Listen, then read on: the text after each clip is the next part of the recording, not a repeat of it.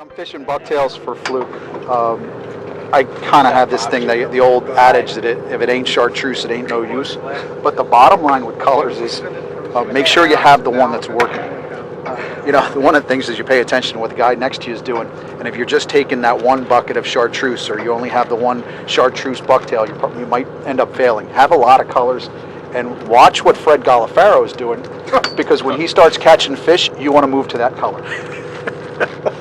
Color can make a difference, and sometimes it seems like they show a preference for green. Sometimes pink is hot. I think it really depends on water clarity. Pay attention. Every day is different. So if you came out yesterday and pink was the hot color, don't just put on all pink and then live or die by pink for the day, because fluke is an amazing game. They change every day and we can never figure out why. The way I select color, I'm more of a match-a-hatch type of guy, and if squid's in, I stick to bleached out whites, very light baits. If it's sand eels, I might work towards a light green, a natural green, or a chartreuse. I select my bucktail color by really sticking with two main colors, to be honest, and that's usually green or white. My philosophy on color is use what works. White is always productive. When sand eels are around, I typically go for a darker color.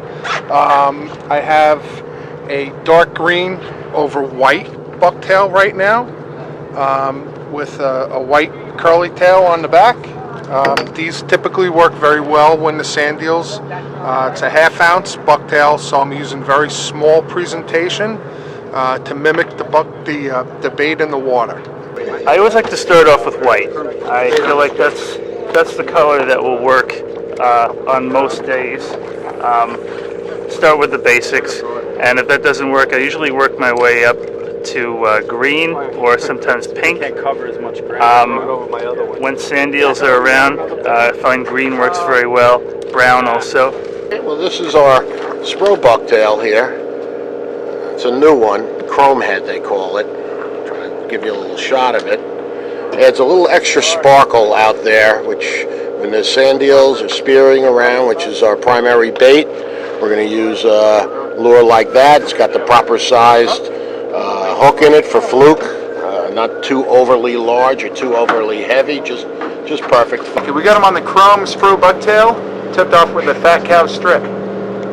One of the best things about the chrome Spro bucktails is the new chrome heads that we came out add a lot more flash in the water column, and also how they tie the hair gives you a lot more larger pattern to that bucktail.